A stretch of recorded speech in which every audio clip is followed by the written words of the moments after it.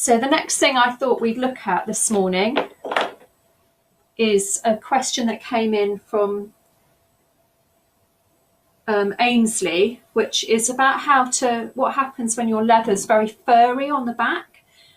So there is a technique called moss backing. Moss backing is a term that's used in the tanneries.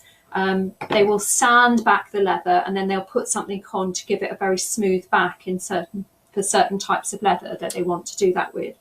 So sometimes you might have a piece of leather where it's maybe has been closer to the belly and the fibers can be a lot looser and rougher. You may have seen this on your vegetable tan leather, that you've got this kind of rough back on it.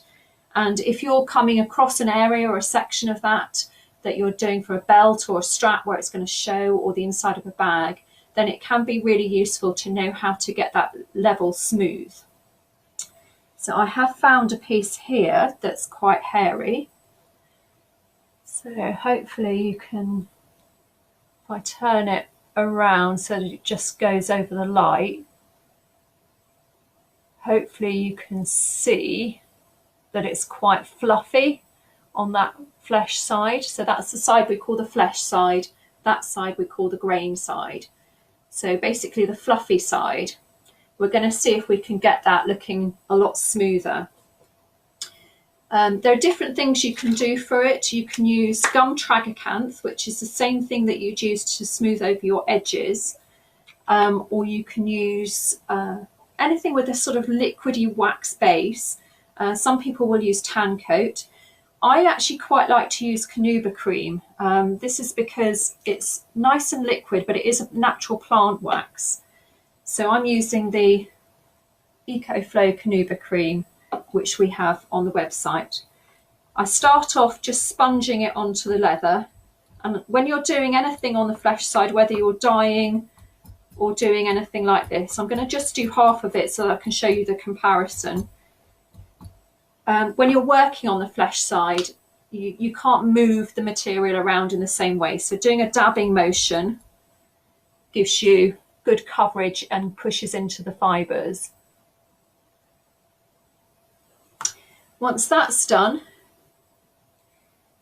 if you take a bone folder, so just your standard acrylic bone folder, and then again working on something that's going to give you some resistance and some hardness underneath, and you want to make sure that you've got nothing on this top side, so just smooth off any dust or any bits of leather holes or anything, because you're going to be pressing into your flesh side and you don't want your grain side, and you don't want to create any dimples or marks in there.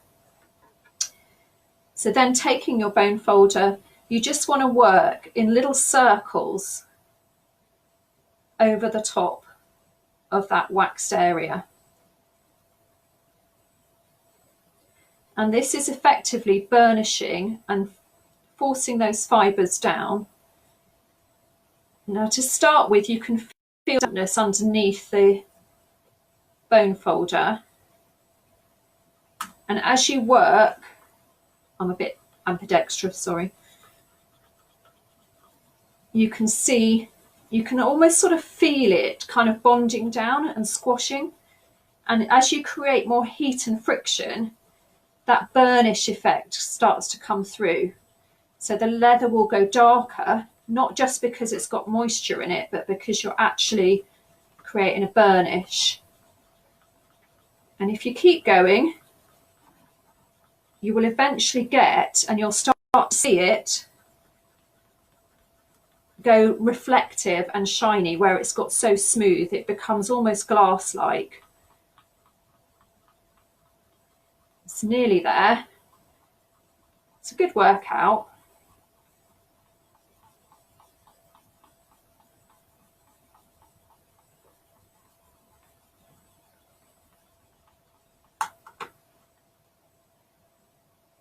Okay, so I'm going to hold that up, plus one I did earlier that's dried off, so you can see that, if I can find the one I did earlier.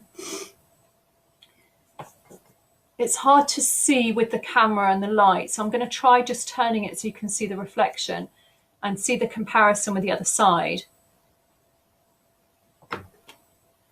That's the one I did earlier. So this is completely dry, so it's nothing to do with the moisture, but that darkening area is where it's been polished and burnished. And if I run my finger over it, it just feels really, really smooth now. So I've got a nice smooth top to it. So that can then be over dyed or finished, and that gives you a good method. This method works well for vegetable tanned leather because you're working with the properties of the veg tan leather, which are the moldability and that forming. It doesn't necessarily work as well with some of the chrome leathers. So with those leathers, you need to maybe do a different approach. Having said that, most chrome leathers are neatly finished on the back anyway, so it's generally a very unusual sort of thing that you might need to do. If you are doing it on the chrome leathers, I would just use tan coat and use that as a sealant over the back if you wanted to do that. So that's how to do the technique called moss backing, or just smoothing the back of your flesh side. So I hope that answers Ainsley's question as well and gives you a few more